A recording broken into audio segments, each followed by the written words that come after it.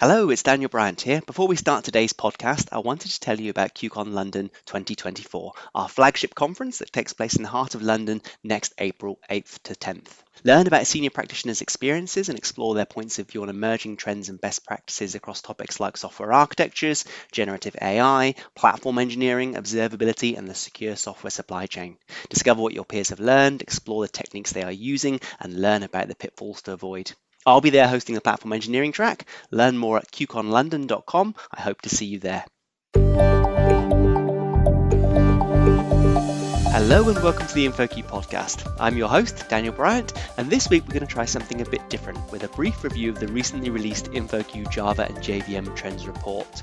Now, many folks in the InfoQ team and the wider Java community were involved in the production of this, and we'll give them a proper shout out during the conversation, but I sat down with the primary author of this year's report, Michael Redlich, who leads the Java topic here at InfoQ. So welcome to the InfoQ podcast, Mike. Could you introduce yourself to the listeners, please? Sure. Good morning. I'm Michael Redlich. I'm the lead Java Q editor at InfoQ. I retired from ExxonMobil about 5 months ago after 33 and a half years of service. So all of my work at InfoQ and other contributions to open source are my full-time job these days. So we're going to talk about the upcoming InfoQ Java Trends Report. So by the time this chat is published, so will have the report been as well. So we'll definitely dive into who's contributed to that report because it's very much a community effort. You and I are talking about it today, but there's a lot of folks behind the scenes contributing to this. So I'd definitely like to give a shout out to all those folks too. But what are the key takeaways for the Java Trends Report this year? One of the first things that I think is foremost is Java Virtual Threads, JEP 444, which was released in September with JDK 21.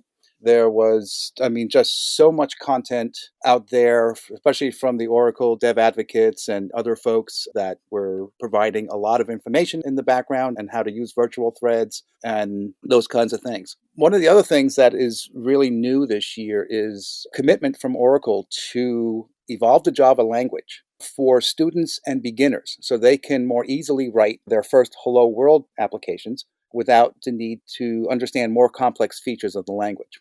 And related to Java 21 was also 4 features that had gone through their incubator and preview releases and now were finalized for JDK 21. So examples, of course, are virtual threads, pattern matching for switch, and record patterns. That's 3 of the 4 that I can recall at the moment. A new project to complement Project Loom, Project Valhalla is Project Galahad. And this was related to GraalVM aligning themselves with releases for the OpenJDK releases every 6 months. And so this was created to contribute Java-related GraalVM technologies and prepare them to be in a upcoming release of a JDK. Another new interesting feature from this past year is a new microprofile JWT bridge specification. And this was a collaboration between the microprofile and Jakarta EE working groups. And this was a way for Jakarta security applications to use the micro JWT specification. And this is in a single annotation. So this is still a work in progress. From what I understand, the folks are trying to have this in the release of microprofile 7.0, which will be sometime next year. So this is very early. There are some examples out there on how to potentially use that. So I've experimented a little bit with it, and I think it's going to be a fun feature. It's synonymous to, like, say, Jakarta NoSQL or other Jakarta EE specs that use microprofile config. So it's a similar kind of relationship with this. So I think this is new and exciting and look forward to that being released. So those are the highlights. We have lots of good content in the upcoming release of the InfoQ Java Trends Report. So stay tuned for that. Fantastic, man. Fantastic. Yeah, no, I've definitely got to shout out. We do look at, say, surveys, we look at data, because I know a lot of folks reach out to us and say, how do you do these trend reports, right? And they are very much opinion piece, right? We do look around, but you and the team, and we bring in other folks in the community to contribute too as well. Do you want to shout out anyone, Mike? I know you've led the initiative this year, but there's many voices behind this report, right? Yeah, so, we have awesome editors in the Java space, and the main contributors were myself and Johan Jansen. And then we have quarterly meetings with the group, and we discussed the Crossing the Chasm model this past August and what technologies should move from, in the various spaces of that Crossing the Chasm model. So that included Ben Evans, Eric Koslow, Karsten Sills, Olympio Pop, Basloor Rahman, and Shaf Syed. And then the external contributors were Ixchel Ruiz, developer advocate at JFrog, Alina Yurenko, developer advocate for GraalVM at Oracle Labs, and then Rustam Mamandarov, chief engineer at Computas AS. So this is some great contributors. They're all Java champions, so they really provided a lot of great input. Fantastic, Mike. Yeah, there's so many familiar names there, both practitioners and dev advocates. And now, owning my bias, as a previous dev advocate, I'm obviously a big fan of listening to both of these voices. InfoQ, very much based on the practitioner role. It's by practitioners for practitioners. And it's great to learn about use cases and specific implementations. I think the value that dev advocates can often bring is providing the bigger picture look across the industry, right? And helping us pattern match on common issues and solutions. So to get started on our analysis, I wanted to dive into Java adoption first. Now, obviously, we had the release of Java 21 in September, which both you and Basloor Rahman and many of the Java team have covered already on InfoQ, so listeners can check out the coverage there. But I wanted to get your thoughts on what's the real-world adoption been like. Now, Java 21 will be a LTS release for many vendors, so that's long-term supported, like commercially supported often, in comparison with the shorter support windows often offered for the minor version updates, right? So are folks rushing to Java 21 or more slowly making their way to Java 21 or maybe even the last LTS release, which was Java 17, right? Alina Yurenko said that she sees the speed of adoption of the latest Java versions increasing. And she's seen this at conferences and questions that she gets from folks in the Java community. And then they had their own community survey last year. And she said that 63% of their users were already on Java 17 or higher. So it seems like, yes, there is more adoption. Java 17 was the last LTS release before Java 21. Fantastic. So folks are sort of getting on to it. What do you think are the most exciting features and tools in this Java 21 release? Oh, virtual threads for sure is one of the. So I know sequence collections is still in preview, but that should be finalized at some point within the next couple of Java releases. Record patterns, pattern matching, the unnamed classes and instant methods, that's still in preview, and that's the JEP for the beginners. We got a key encapsulation mechanism API, which is for improved security. Pattern matching for switch. Oh, foreign function and memory. That's I think will be a final preview in JDK 22. And then generational ZGC is another one that didn't go through the preview or incubation process, but that was a final feature right away. So there's a lot of good stuff that is in JDK 21. I believe there were 15 new features. So, as opposed to the last few years, maybe 6, 7, 8, 9, going back to, I think Java 9 had the most set of JEPs that were available. So yeah, this is really an interesting time for Java. So yeah, so look for more coming up. In JDK 22, we have, just as a preview, we already have foreign function and memory API that will be a final feature, unnamed variables and patterns. The vector API, that's been part of Project Panama for a long time. It's going to see its 7th incubation. So I think that pretty much projects that it will probably see a couple of previews as well. And then string templates is another new feature that will be in its 2nd preview for JDK 22. So the review for that one ends on Wednesday. There's usually a week once it's proposed to target. So I anticipate seeing that as targeted for JDK 22. So that's 4 at the moment. Fantastic. Just going back to the 21 stuff you mentioned there, Mike, I'd love to get your thoughts on virtual threads in just a second. But I think another thing that would jump out to our listeners is also the Z or Z GC changes. I know we saw Sahil Patel at, I think it was QCon New York, and maybe also QCon San Francisco. He talked about the massive performance impact that can potentially have. I think he was running some Kafka clusters, something like this, and he was saying this new GC model can really stop the world collections, right? I don't know if you've got any more thoughts on that.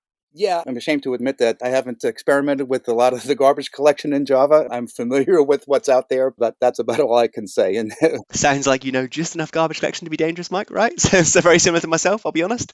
Just looking at my notes here, and I can see that the ZGC or ZGC garbage collector was introduced in Java 11 as JEP 333, and it was a low latency, high scalability garbage collector. And now with Java 21, it's evolved into a generational garbage collector. I think previously, even without handling generations, ZGC was quite an improvement with GC pause times, which many of us have bumped into. The stop the world pauses can be really impactful on applications or data stores that use a JVM. But with the old version of ZGC, all objects were stored regardless of their age, and all of them had to be checked during every GC run, I believe. With Java 21, ZGC splits the heap into two logical generations, one for the recently allocated objects and another for long-lived objects. So now the GC can focus on the collecting younger objects more often and without increasing pause time. And this is what Sahel referenced in his QCon talk. We definitely recommend consulting experts when choosing your garbage collector. Just to highlight again, Mike and I are not GC experts. Please don't just choose your garbage collector at random, and definitely don't use the random GC command line flags. I'm sure many of us early on in our careers were always looking for the magic incantations to put on your command line flags, right? Please don't do this. I learned from my mentors, I think Mike's mentors as well, Ben Evans and Martin Verberg. This really isn't a good look. And if I ever bump into GC challenges in my general day-to-day life, I do consult these kind of experts as well. So we thoroughly encourage you to do the same.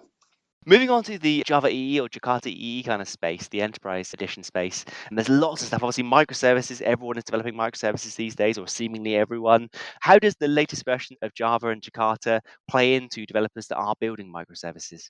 So Jakarta EE 10 is the latest version out there.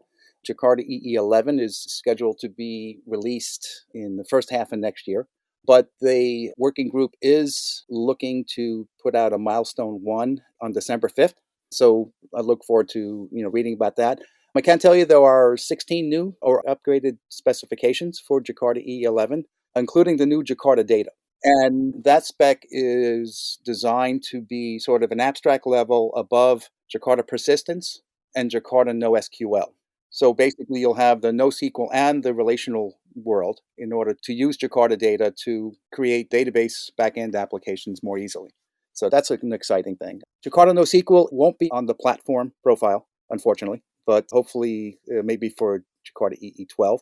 But it is available for developers to use. And I have a great beer application to demonstrate it. So anyway, there's a lot of great things out there. I know Jakarta Security will be upgraded, Jakarta Servlets. So servlets, of course, have been around for a long time, going back to, the Java EE days. I think even back, I want to say, probably the early 2000s. Yeah, I was coding on those back then, but raw servlets, that's how I started my career. Yeah, very much so. Right? So that it's good to see that spec evolving and being out there for developers to use.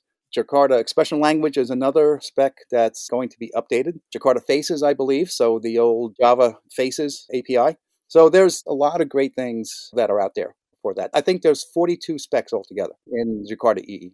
Fantastic.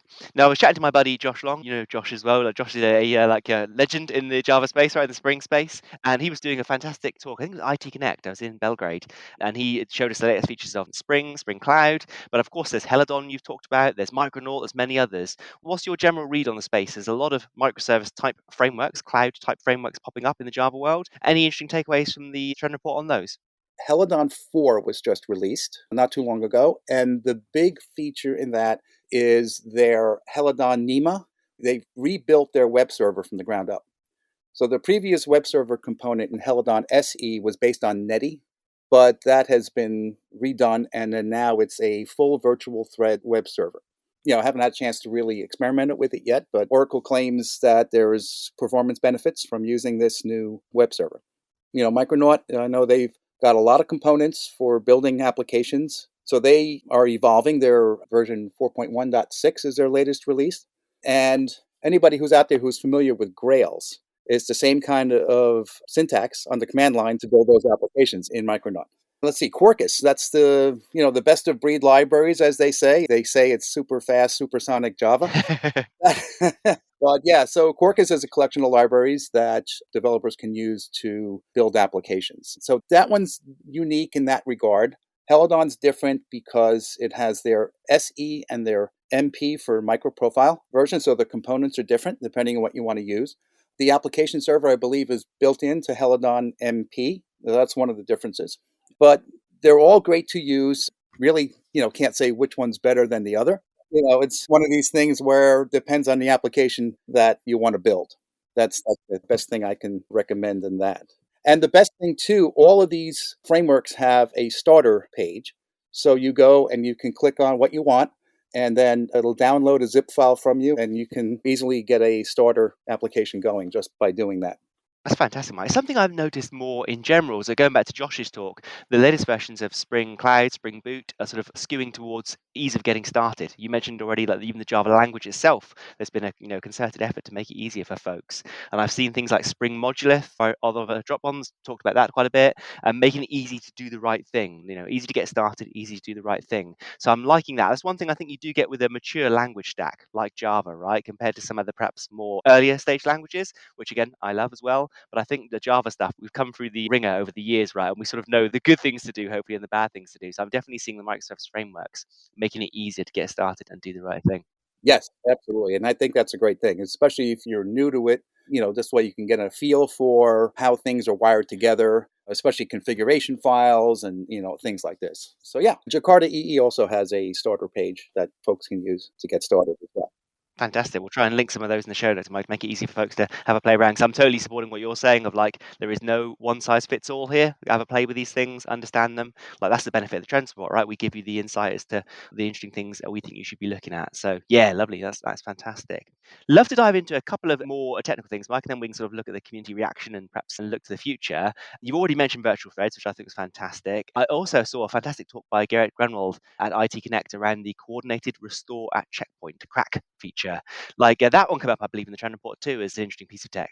Yeah, that I know Azul has released their downstream distributions of OpenJDK with CRAC, CRAC. Yep. I always found that acronym to be funny. But anyway, yeah, so that is something that's already going to be built in for developers. And I'm looking for exciting things coming from that. And, this whole, native Java, Spring Native, and, GraalVM and Project Layton, those will all be part of Cold Start, I guess, as it were, for especially big Java applications. Fantastic, man. Fantastic. You touched on there, you mentioned Azul. Of course, there's many OpenJDK distributions these days. We've seen by Corretto, by Amazon, Azul, of course, Oracle, loads of folks have got them. There is community distributions out there. Could you share a little bit of insight for the listeners as to why they might consider various different distributions? Any thoughts on the different options out there? I can't think of any for instances, but yeah, Bellsoft's another one. I know one of the things they do is they maintain the CPU or the critical patch updates that are aligned with Oracle's. So they provide those updates, and that's by Bellsoft. I've seen them in build packs, actually, Mike. I like using the CNCF build packs project, and Bellsoft popped up a lot in there as I think one of the default Java providers. So I played with that. Yeah, I'm trying to think. I know one of the other downstream distributions, I believe, includes Java FX or JFX. Oh, yeah, okay. Yeah. It's great to see the downstream distributions taking the OpenJDK, right, and then build it, but add in their own features. Yeah, yep. And then I believe there is also some, I guess, upstream. So if Oracle feels like whatever a vendor has done on the downstream end, they can probably backport that over into OpenJDK. So I think it's a great relationship, and that's the beauty of open source. Yeah, no, 100%. 100%. Fantastic. We'll link a few of those we've mentioned there in the show notes as well, so folks can have a play around with that. Before we sort of wrap up, I'd love to get your thoughts on what's the community reaction been to Java over the last years. You've very much got your finger on the pulse. You and the InfoQ Java team. You're hearing what comments come back on the news, and you're going to conferences and chatting to folks. What do you think the future of Java looks like? I think this is an awesome time to be part of the Java community and to using Java. I still laugh because I still see references that Java is dead. Yeah, same. I do. And that's not even close to what's happening with Java EE having been donated to the Eclipse Foundation to, create an open source version of the Enterprise Edition. I think that is just a great thing for the Java community to contribute. A great example is MicroProfile. They started in 2016 and they used the CDI, JAX RS, and I think JSON P as their original 3 specs that were part of the JSRs back then. But then the community folks are the ones who created metrics, health, fault tolerance, config, and this was outside of Oracle. So that's just a beautiful thing, I think. And, I know developers are out there, they're excited about Java. You still have your folks that I guess don't like Java. I know one person in particular from a former computer club would prefer to use Go, but, that's his choice. That's fine. But yeah, no, I think there's a lot for Java developers out there. We talked about Quarkus, Helidon, Micronaut. Then Spring, of course, we haven't talked too much about Spring, but the Spring framework has evolved so much in the past 20 years.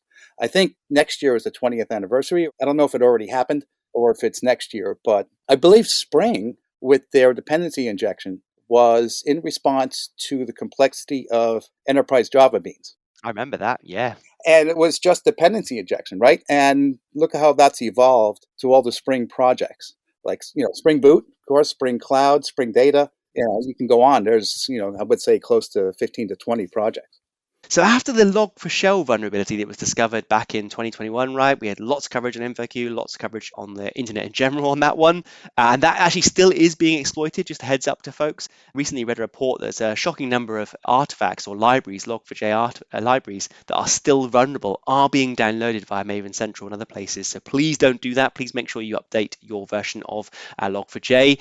But I wanted to ask in general, Mike, is there anything new in the world of Java project CVEs? I see it a lot, when I look for news items for the Java Weekly Roundups. A small point release will address a particular CVE, and I try to capture all those. Fantastic. That's a shameless plug, Mike. I think it's still worth doing, right? I always enjoy your weekly summaries. I know you and the team basically scour the internet looking for things like this, right? All the latest framework updates. I know you summarize the JEPs and their current status within the OpenJDK. So folks basically follow you on InfoQ is, I think, the key call to action there, Mike, right? That'd be nice if, but I don't know if I have a lot of folks that follow my profile, so I appreciate their support. First off, it's come down to a science in capturing all this and having bookmarks I check every week and, follow along the mailing list in the OpenJDK space and, all that. And just as a reminder to the listeners, the weekly Java roundups were created to capture all those small point releases, that, wouldn't be necessarily worthy of a full detailed news piece, but at least it gives the Java community to see what's actually happening and just to follow along. So yeah, this was actually started by Ben Evans, but that was a great idea. And I took that over when I took over as the lead. Fantastic. If folks want to find you, Mike, where's the best place to connect? Obviously InfoQ, but are you on Twitter? Are you on LinkedIn? Where's the best place for folks to reach out? Yeah, I'm on LinkedIn. I'm sure I'm one of the few persons named Redlich out there. And then my Twitter handle is MPREDLI. I try to remain a little active on Twitter. And, of course, InfoQ advertises all the news releases on Twitter as well. Fantastic, Mike. Well, thank you very much for your time today. We'll be sure to link the final trend reports off the show notes as well when that one's released. And I really appreciate your input, Mike. Thank you very much for chatting today. Oh, thanks for taking the time to, have this chat. It was great.